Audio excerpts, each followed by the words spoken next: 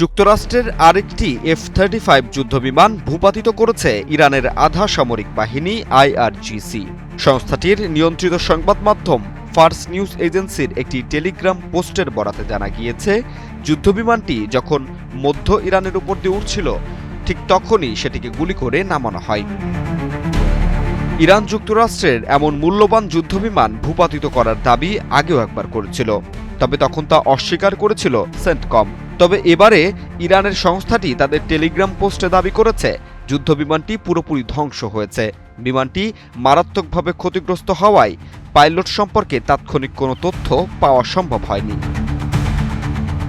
এদিকে ইরানের আরেকটি সংবাদ সংস্থা মেহের নিউজ এজেন্সি তাদের একটি টেলিগ্রাম পোস্টে জানিয়েছে, বিধ্বস্ত হওয়ার সময় ভয়াবহ বিস্ফোরণ ঘটায় পাইলটের পক্ষে বিমান থেকে বেরিয়ে আসা সম্ভব হয়নি বলে ধারণা করা হচ্ছে। ইসির এই দাবির বিষয়ে মার্কিন সেন্ট্রাল কমান্ড তাৎক্ষণিকভাবে কোনো প্রতিক্রিয়া জানায়নি।